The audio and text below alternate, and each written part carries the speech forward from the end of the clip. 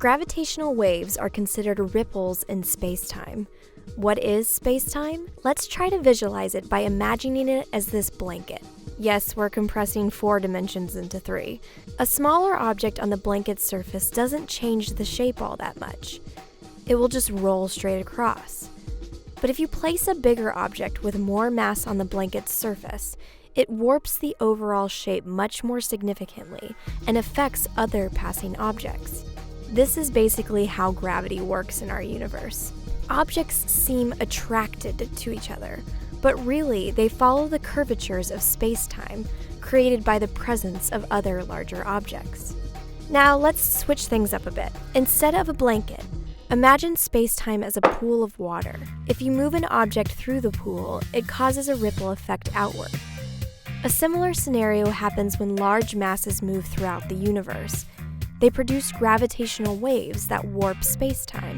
Everyone basically agrees that gravitational waves exist, but nobody has been able to prove them. In fact, the movement of every object in the universe supposedly produces these waves, but they're usually way too weak to be observed. So to find them, the scientists at LIGO looked for the biggest ones out there. That means observing 2 super dense black holes merging far away.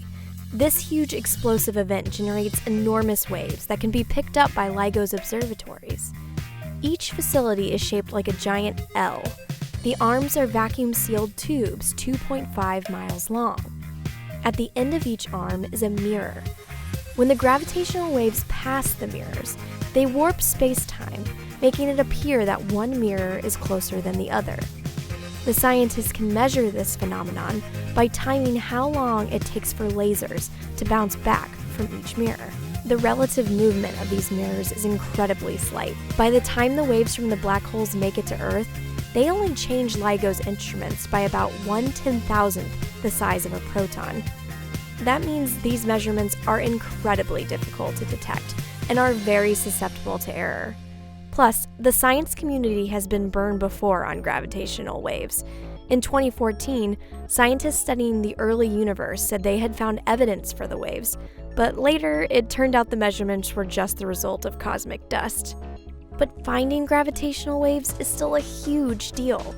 It confirms the last big part of Einstein's theory of relativity that has yet to be proven. It could also open up a whole new way of studying our universe. Before now, we haven't been able to see objects like black holes or neutron stars because they are way too faint. But we could use gravitational waves to study these objects more directly than ever before.